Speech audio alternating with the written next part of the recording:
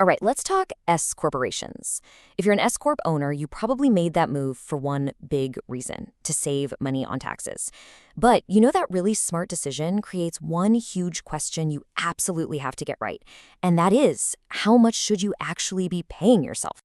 So, if you're tuned in, chances are you've already set up your business as an S Corp. Smart move. But the real question is, are you doing everything you can to protect that decision and really squeeze all the benefits out of it? We're going to get right into that. I mean, of course you do, right? That's the whole point. It's probably the main reason you went with the S Corp structure in the first place. You want to keep more of your hard-earned cash. But this is where it gets a little tricky. That desire to slash your tax bill creates a really high-stakes puzzle you have to solve. And that puzzle, well, we call it the S-Corp tax dilemma. It's really a balancing act, a fundamental choice between paying yourself a salary versus taking money out of the business as a distribution. Let's break down why that choice is so critical. Okay, so the choice basically boils down to this. On one side, you've got your salary. Every dollar you pay yourself there gets hit with payroll taxes. But on the other side, you have distributions. That's the profit you take out, and those have no payroll tax. The incentive here seems like a no-brainer, doesn't it?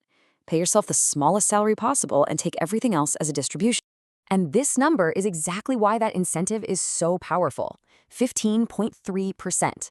That is a huge chunk of every single dollar you pay yourself as a salary. The potential savings here are massive. But as you probably guessed, it's not quite that simple. That's because there's another major player in this whole game that you just can't ignore: the IRS. And believe me, they have a very, very firm rule about how S-Corp owners like you are supposed to get paid. And there it is, right there in black and white, straight from the tax code. This isn't just a friendly suggestion, it's a mandate. You have to pay yourself what's called reasonable compensation. You can't just pay yourself a salary of $1 to try and dodge that 15.3% tax. So what in the world is reasonable compensation? Well, think of it like the Goldilocks number. It's the sweet spot.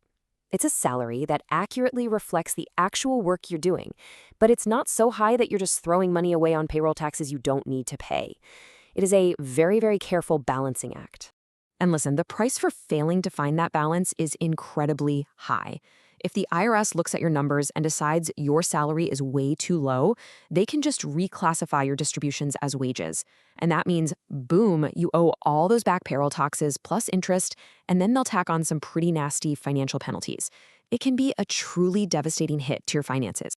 Okay, so how do you protect yourself from all that? You don't just guess. You don't just pick a number that feels right. You create a defensible salary strategy. This is all about shifting from just hoping you're correct to proving you're correct, with the paperwork to back it all up. And your absolute best line of defense, your shield in this battle, is something called a reasonable compensation report. Just think of it as your official documented proof that shows you've done your homework and that your salary is based on real logic and analysis. And we're not talking about a number you just pull out of thin air. No way. A real defensible report is put together by licensed tax professionals, like enrolled agents. It's built using the very same methods the IRS uses, it's backed by actual court cases, and it creates this polished, professional document that's ready to hand over if you ever get that dreaded audit notice. Okay, so what actually goes into making one of these reports? How do the pros land on that one magic number? It's not some secret formula. It's actually a very clear, very logical process. So the whole thing follows what they call a dual approach. First, they do a cost analysis. This is kind of like looking inward at your business. It breaks down all your real duties. Maybe you spend 15 hours a week as the CEO, 10 hours on sales, and it puts a dollar value on that work. Then, second, there's market benchmarking. This looks outward, comparing your job to similar roles in your specific industry and your local area. And finally, they blend those two results together into a single, rock-solid recommendation.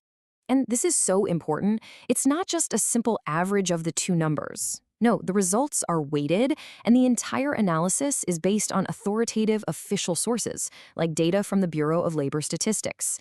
This is what gives that final number real, undeniable credibility. So now let's get to the good part, the bottom line. What's the actual payoff for investing in this kind of protection? What do you really get for that peace of mind? A professional, totally audit-ready report like this will typically run you about $500. That's it. It's a flat rate, a one-time investment. No subscriptions, no surprise fees, just one number for one incredibly valuable report. I mean, just look at the value proposition here. It is so incredibly clear. You make this small one-time investment of $500 and, a couple hours of your time, and the return on that, you could save thousands of dollars in payroll taxes every single year. You completely avoid those crushing penalties, and you save yourself the massive headache, stress, and legal bills of fighting an IRS audit. The return on investment is it's huge. And here is a fantastic pro tip for you. If you only work on your business part-time, a report like this is an absolute game changer. It can officially document your limited hours, which helps justify a lower reasonable salary, and that translates directly into major payroll tax savings year after year after year. So, we'll end right back where we started. It really all comes down to this one simple question. Is your salary just a guess, or is it a defense? Because having that documented proof ready to go isn't just about checking a box for compliance, it's about protecting the financial health and the entire future of your business.